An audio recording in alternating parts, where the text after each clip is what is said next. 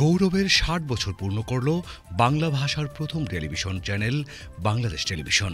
৬ দশকের দীর্ঘ পথ চলাকে স্মরণ করতে বিটিভির হীরক জয়ন্তী উদযাপন করা হয় বর্ণাঢ্য আয়োজনে।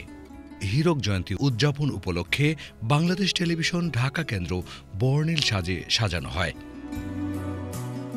দিনের প্রথম প্রহর রাত ১২টা ১ মিনিটে কেক কেটে কর্মসূচির উদ্বোধন করেন তথ্য ও সম্প্রচার উপদেষ্টা মোহাম্মদ নাহিদ ইসলাম।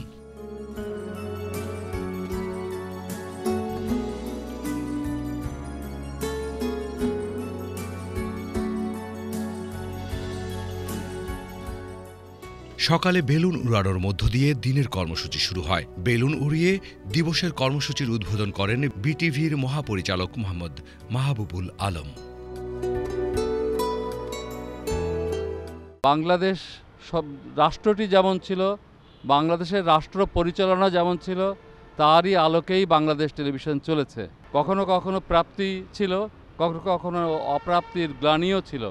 সব কিছু পিছনে ফেলে আমরা আজ এক নতুন দিনে প্রবেশ করেছি। 2024-এ এসে আমাদের এই প্রজন্মের তরুণদের নেতৃত্বে একটা অসাধারণ বিপ্লব সাধন হয়েছে। একটা বৈষম্যহীন সমাজ গড়ার চেষ্টা করা হয়েছে। চেপে বসে থাকা এক ফ্যাসিস্ট সরকারকে, স্বৈরাচারীকে তারা উৎখাত করতে পেরেছে। তারা আমাদেরকে নতুন দিনের স্বপ্ন দেখিয়েছে।